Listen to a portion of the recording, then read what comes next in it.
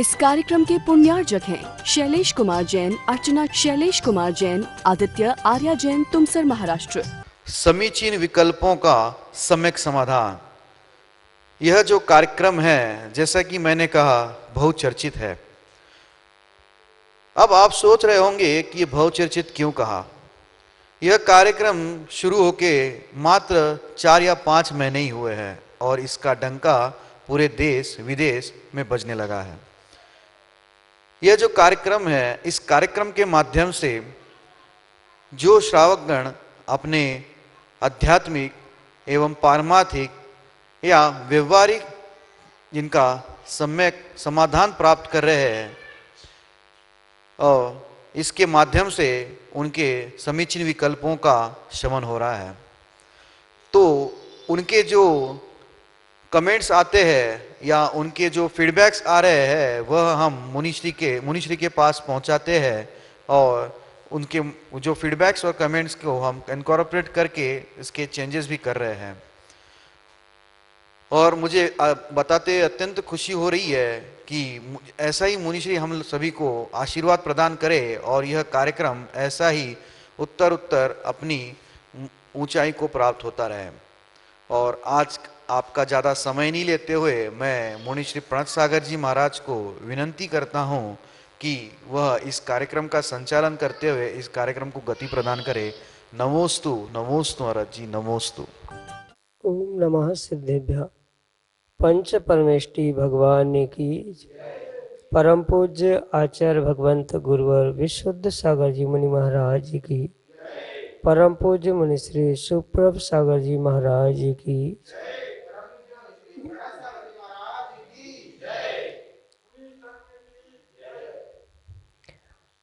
समीचीन विकल्पों का सम्यक समाधान। सम्यक ज्ञान की एक ऐसी अनूठी विधा जिसे परम पूज्य मुनि श्री सुप्रभ सागर जी महाराज ने सम्यक समाधान नाम दिया। हम सभी का परम सौभाग्य है कि इस वर्ष 2021 में हमें परम पूज्य आचार्य भगवंत गुरुवर विशुद्ध सागर जी महाराज का स्वर्णिम जन्म जयंती वर्ष मनाने का शुभ अवसर प्राप्त होगा। और इस स्वर्णिम जन्म जयंती वर्ष की एक अनूठी उपलब्धि, जिसका नाम समीचीन विकल्पों का सम्यक समाधान। परम पूज्य आचार्य भगवंत गुरुवर विशुद्ध सागर जी महाराज के मंगल सभा शिष्य, उन्हीं के सुयोग्य शिष्य परम पूज्य मुनि श्री सुप्रभ सागर जी महाराज के मुखारबिंद से हम सभी प्रतिदिन अपने अनेकानेक समीचीन विकल्पों का सम्यक समाधान प्राप्त कर रहे हैं। देश के विभिन्न अंचलों से अनेकानेक समीचीन विकल्प हमें यहाँ प्रतिदिन प्राप्त हो रहे हैं और परम पूज्य मुनिश्री उनका आगमुक्त विधि से हम सबको सम्यक समाधान प्रदान कर रहे हैं। प्रारंभ करते हैं आज का सम्यक समाधान। और आज का पहला विकल्प आष्टा मध्य प्रदेश से श्रीमती चंदा जैन, डॉक्टर मगन जैन परम पूज्य मुनिश्री के चरणों में त्रिकाल त्रिभक्ति पूर्वक कोटि कोटि नमोस्तु निवेदित करते हुए अपना समीचीन विकल्प रख रहे हैं कि महाराज जी, कायोत्सर्ग का क्या आशय है? श्रावक के षटकर्म और महाव्रती के कृतिकर्म के कायोत्सर्ग में क्या भेद है? इनकी गणना भिन्न क्यों होती है? हमारे समीचीन विकल्प का सम्यक समाधान करने की अनुकंपा करें। नमोस्तु महाराज जी, नमोस्तु। ओम नमः सिद्धेभ्यः। परम पूज्य आचार्य भगवान गुरुवर विशुद्ध सागर जी महाराज की,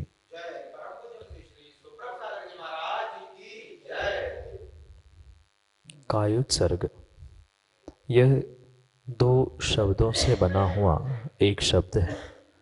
काय और उत्सर्ग। काय यानी शरीर और उत्सर्ग यानी ममत्व रहित परिणाम। जो शरीर से ममत्व रहित होकर क्रिया की जाती है उसे कायोत्सर्ग कहते हैं।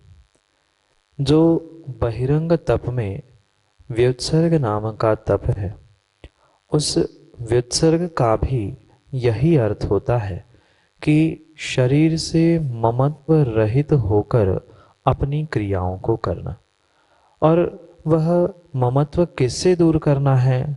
तो शरीर से ममत्व से दूर होना, उसको ही कायोत्सर्ग ऐसा कहते।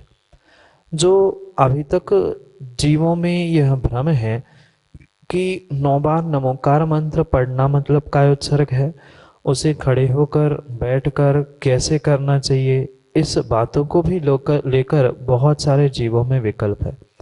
पर ये बहुत अच्छी बात हमें समझने योग्य यहाँ पर यह है कि चाहे खड़े हो, बैठे हो, लेटे हो, कैसे ही हो, शरीर के प्रति ममत्व, राग आदि छोड़कर जो हमारी सहज परिणति है अपनी आत्मा तक पहुंचने की, उसी को ही आगम में कायोत्सर्ग या व्युत्सर्ग तप कहा। चाहे वह श्रावक के छठ आवश्यकों में ग्रहण किया हो या किंचित किसी अन्य प्रकार से निर्ग्रंथ मुनिराजों के उस 28 कृति कर्मों में ग्रहण किया हो, वह जो भी कायोत्सर्ग की गणना होती है वह नियम से उस मत्व रहित परिणामों के साथ जो 9 बार नमोकार मंत्र पढ़ा जाता है उसे ही आगम के परिप्रेक्ष्य में कायोत्सर्ग ऐसे कहते। पुनः बहुत अच्छे से समझना, शरीर से ममत्व रहित होकर जो 9 बार नमोकार पढ़ा जाता है वह कायोत्सर्ग पूर्वक नमोकार होता है। पर उपचार से उस 9 बार नमोकार मंत्र पढ़ने को ही कभी कभी आचार्य भगवंत कायोत्सर्ग भी कहते। जैसे सामायिक आदि में मुनिराज और श्रावक के लिए जो कृतिकर्म या आवश्यक रूप कायोत्सर्ग कहा गया है, उसमें क्रिया रूप कोई भी अंतर नहीं है, अपितु दोनों की विशुद्धि में बहुत सारा अंतर हुआ करता है। क्रिया तो वही है, 9 बार कायोत्सर्ग करना यानी 9 बार नमोकार पढ़ते हुए शरीर से ममत्व रहित परिणाम रखना। कुछ जीव कायोत्सर्ग करते हुए उंगली चलाते हैं, कोई मुंह चलाता है, कोई जीभ चलाता है, तो किसी भी प्रकार से ना मुंह चलाना, ना जिह्वा चलाना, ना उंगली चलाना, मात्र शांत चित्त होते हुए काय से राग, द्वेष, ममत्व सब छोड़ते हुए 9 बार पंच परमेष्ठी का स्मरण करना, यही कायोत्सर्ग कहा है। और वही कायोत्सर्ग की 9 बार गणना के साथ जो कायोत्सर्ग कहा है, साधुओं के लिए ऐसे 28 कृतिकर्म रूप कायोत्सर्ग बताए गए हैं और वही श्रावकों के षड आवश्यकों में भी ग्रहण किया गया है। क्रिया रूप, शरीर की क्रिया रूप, ममत्व त्याग करके 9 बार नमोकार पढ़ने रूप इस क्रिया में साधु और श्रावक की किंचित भी कोई तारतम्यता या कोई भेद नहीं है, अपितु उन दोनों में मात्र इतना ही अंतर है कि श्रावक की विशुद्धि, श्रावक की जो उस कायोत्सर्ग करने की शक्ति कह दो, भीतर की आत्मा की विशुद्धि कह दो, वह साधु की अपेक्षा से कम रहेगी और साधु की विशुद्धि, साधु की क्रिया और भी विशुद्ध शुद्ध रहेगी। यही इन दोनों कायोत्सर्ग में अंतर है। पर वह कायोत्सर्ग की गणना को आचार्य भगवान ने साधुओं के लिए कृति कर्म में कहा है और वही श्रावकों के लिए आचार्य भगवंत उस सामायिक आदि के निमित्त से वह षड आवश्यकों में भी ग्रहण करते हैं। इसलिए मुख्यता से मात्र इतना ही उनके विशुद्ध परिणाम और विशुद्धि का और शुद्ध क्रिया में ही अंतर है। पर नमोकार पढ़ के नाम शरीर से ममत्व रखना, इसमें क्रिया में किंचित भी अंतर नहीं है। यही आपके लिए सम्यक समाधान। भरत जैन, परासिया, छिंदवाड़ा, मध्य प्रदेश से परम पूज्य मुनिश्री के चरणों में बारंबार नमोस्तु निवेदित करते हुए अपना समीचीन विकल्प रख रहे हैं कि महाराज जी, पानी को छानने से क्या जलकाय जीव छन्ने में जल से अलग हो जाते हैं? ऐसा संभव है? फिर छाना हुआ जल जीव रहित हो जाता है तो जलकाय जीव की पर्याप्त समाप्त हो जाएगी क्या? हमारे समीचीन विकल्प का सम्यक समाधान करने की अनुकंपा करें। नमोस्तु महाराज जी, नमोस्तु। जो यह एकेंद्रीय जीव है, उन एकेंद्रीय जीवों के जो 5 भेद आचार्य भगवान ने बताए हैं, जल कायिक, अग्नि कायिक, वायु कायिक, वनस्पति कायिक आदि के निमित्त से ये जो स्थावर के 5 भेद एकेंद्रीय की अपेक्षा से बता है, उनको पुनः विस्तार से आचार्य भगवंत 4 प्रकार के बताते हैं। जैसे जल कायिक शब्द है, वहाँ पर 4 और भेद बताते हुए आचार्य भगवंत कहते हैं जल काय, जल जीव, जल सामान्य और जल कायिक। जो आपने यह प्रश्न पूछा है वह जल काय से संबंधित है या जल कायिक से संबंधित है, यह आप पहले बहुत अच्छे से निर्णय करके फिर समझना, क्योंकि भले ही वह पानी से, जल से संबंधित ही है, पर फिर भी उसमें बहुत सारा अंतर है।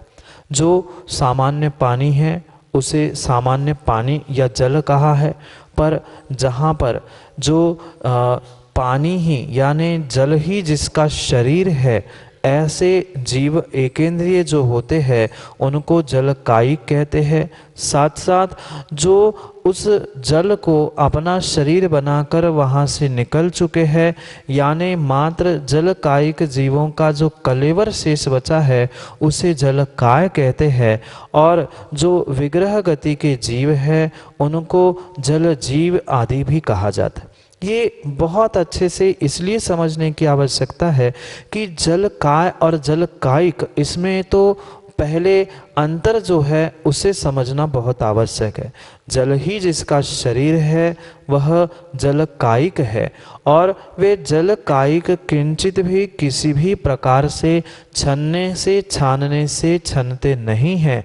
मात्र पानी में जो सूक्ष्म बादल रूप से जो स्थावर जीव होते हैं, जो त्रस जीव होते हैं, 2, 3, 4, 5, ये 2 इंद्रिय, 3 इंद्रिय, 4 इंद्रिय, पंचेंद्रिय, ऐसे जो त्रस जीव होते हैं, उन त्रस जीवों को छानने के लिए ही वह छन्ने का प्रयोग किया जाता है। वह वर्तमान में कोई भी कपड़ा उठाकर छान लो, यह आगम के परिप्रेक्ष्य में पानी गालन की या छानने की विधि नहीं है, अपितु इतना मोटा छन्ने का कपड़ा होना चाहिए कि जिसे सूरज को देखते समय सूर्य की किरणें अंदर ना आ पाए। इतने मोटे कपड़े को दोहरा करते हुए फिर पानी को छानना होगा, तब जाकर वे जो त्रस जीव है 2 इंद्रिय से लेकर 5 इंद्रिय, उनकी गालना या उनसे छनना होता है।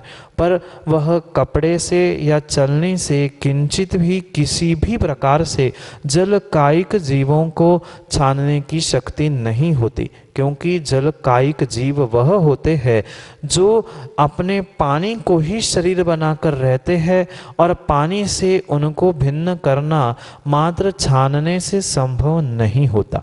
फिर जो उसके प्रासुकीकरण की विधि बताई गई है, गर्म करके उबाल कर, वहाँ पर ये निर्णय करना होगा कि आने वाले कुछ समय तक जैसी जिसकी मर्यादा है उतने समय तक वहाँ पुनः जीव उत्पन्न नहीं होते।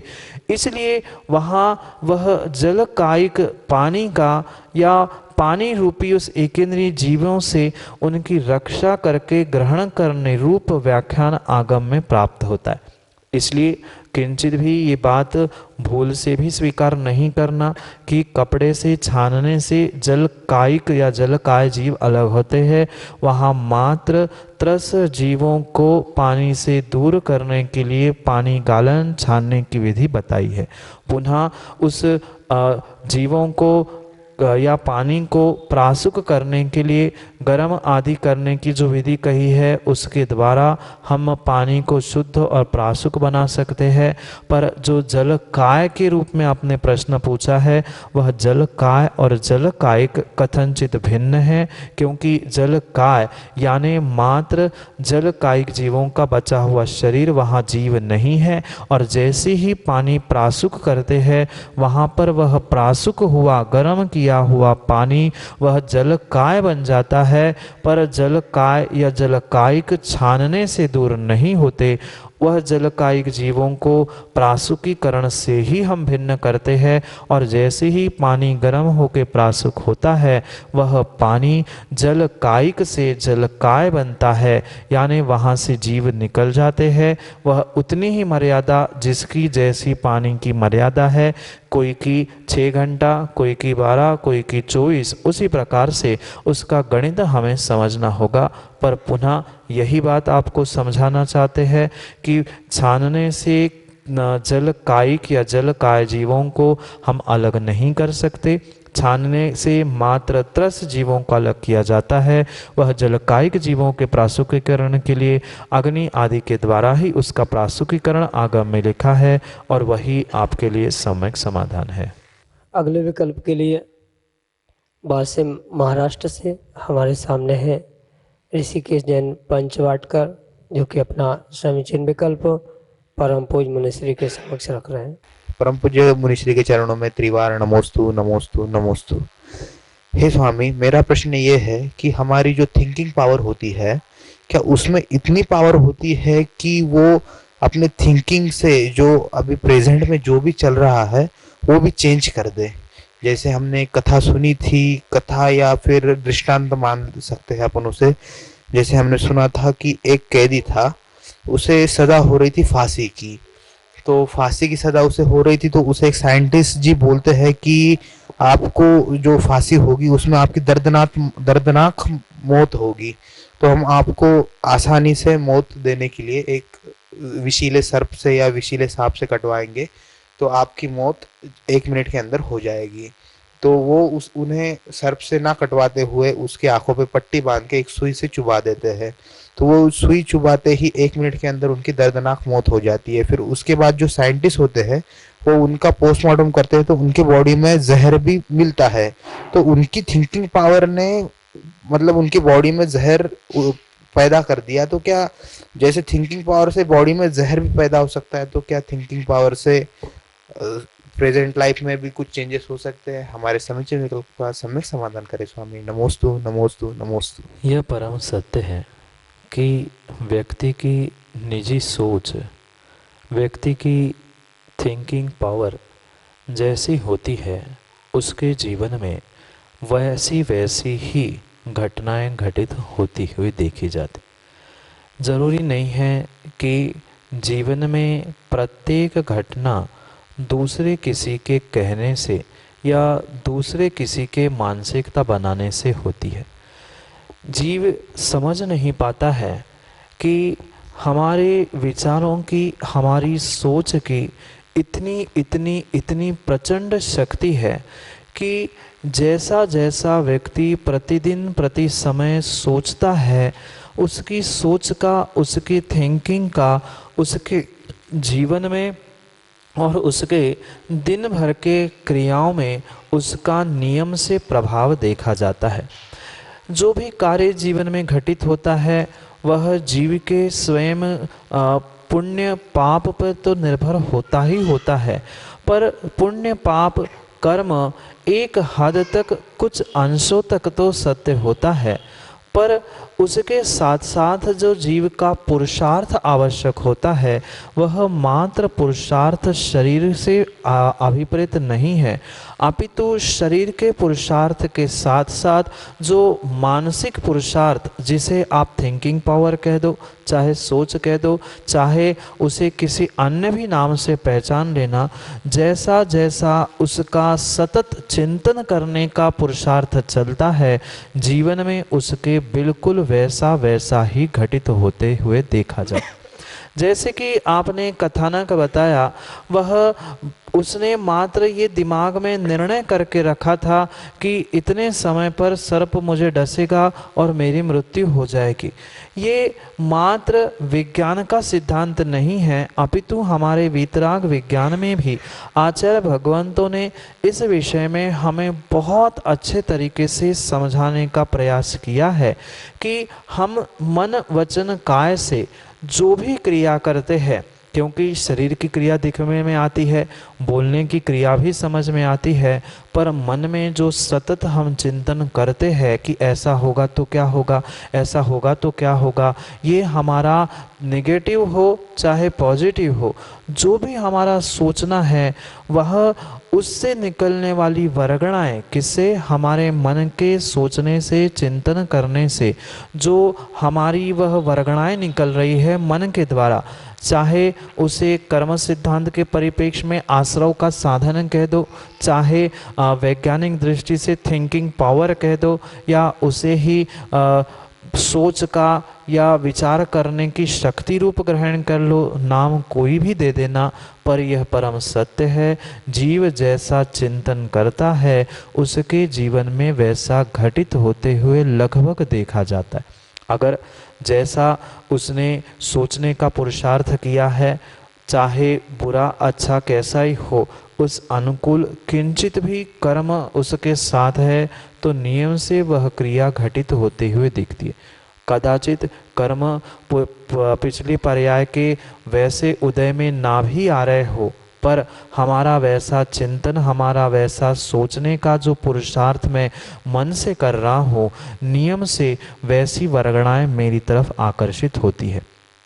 जैसे विज्ञान ने बहुत सारे दृष्टांतों से ये घटित करने का प्रयास किया है कि जो प्रत्येक वस्तु से अपनी अपनी जो एक एनर्जी, एक वर्गणाएं निकलती है, फ्रीक्वेंसी निकलती है, उस प्रत्येक की फ्रीक्वेंसी भिन्न भिन्न होती है और हो सकता है जीव उसको समय समय पे ग्रहण करता है, क्योंकि द्रव्य, क्षेत्र, काल, भाव, इन चारों का जीव के स्वयं के मन पर, परिणामों पर और आत्मा पर प्रभाव नियम से पड़ता है। और यही शायद कारण है कि जैसे बाहर द्रव्य, क्षेत्र, काल, भाव का परिणाम मेरे कर्मों पर, आत्मा पर, परिणामों पर होता है, ऐसे ही स्वयं के काल का, स्वयं के भावों का, स्वयं के चिंतन का और सोच का भी प्रभाव मेरे जीवन में पड़ता है। आप स्वयं अनुभव करके देखना, आप कितने ही बीमार हो, कितनी ही बड़ी परेशानी हो, और आप ये निर्णय करना, रोज़ यही चिंतन करना कि मैं 10 दिन में ठीक होऊंगा, मैं 10 दिन में ठीक हो जाऊंगा, मैं 9 दिन में, 8 दिन में, ऐसा आज प्रतिदिन अगर चिंतन करोगे तो मुझे विश्वास है 10 दिन में आपका स्वास्थ्य नियम से ठीक होगा। क्यों? क्योंकि आपने पॉजिटिव सोचना प्रारंभ किया है।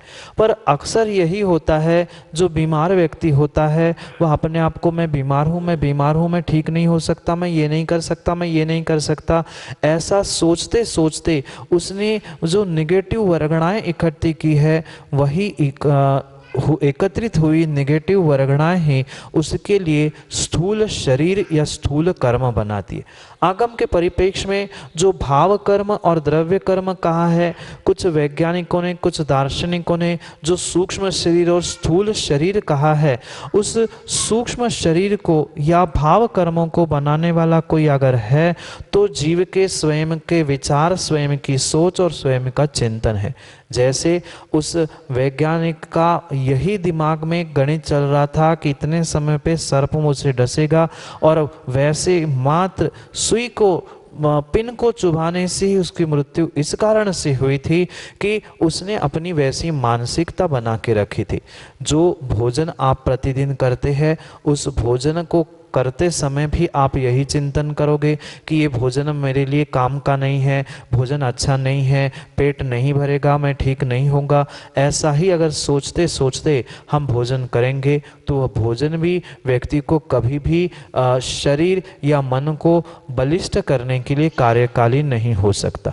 इसलिए जो वैज्ञानिक वर्तमान में कह रहे हैं वह पूरा गणित हमारे आगम में पहले से ही आचार्य भगवंतों ने बताया।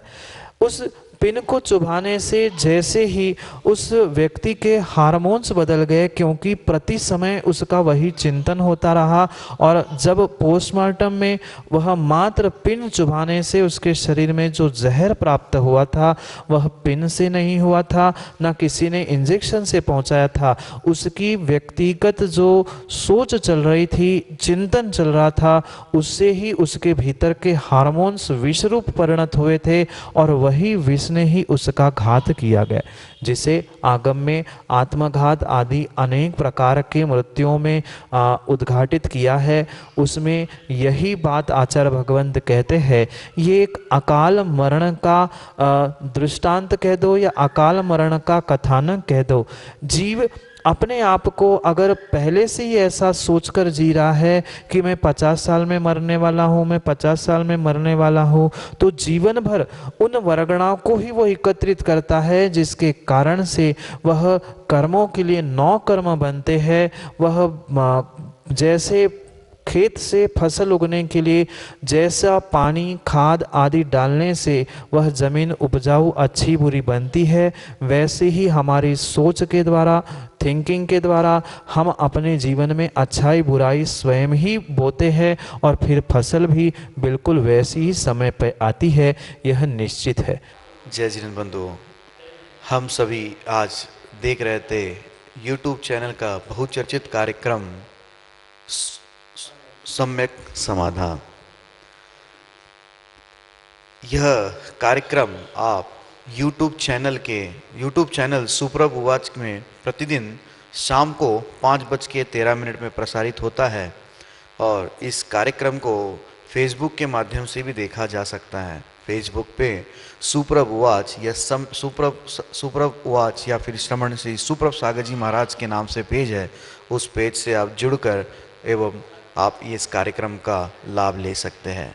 नीचे पट्टी पे या स्क्रॉल पे जो नंबर चल रहे हैं, जो व्हाट्सएप के नंबर चल रहे हैं, आप उस पे अपना ऑडियो मैसेज या टेक्स्ट मैसेज के द्वारा आप अपना सम्यक समाधान हमें भेज सकते हैं और यह सम्यक समाधान को हम एकत्रित करके मुनि श्री प्रणत सागर जी के माध्यम से, मुनि श्री सुप्रभ सागर के मुखारविंद से हम इसका सम्यक समाधान प्राप्त कर रहे हैं। और मैं दोनों मुनिश्री के चरणों में बारंबार नमोस्तु करता हूँ और उनकी यह अनुकंपा ऐसी हमारे ऊपर बने रहे और यह कार्यक्रम उत्तुंग शिखरों पर ऊंचाई पर प्राप्त करे, यही कामनाओं के साथ मैं आज के कार्यक्रम को विराम देता हूँ। नमोस्तु महाराज जी, नमोस्तु नमोस्तु। इस कार्यक्रम के पुण्यार्जक हैं शैलेश कुमार जैन, अर्चना शैलेश कुमार जैन, आदित्य आर्या जैन, तुमसर महाराष्ट्र।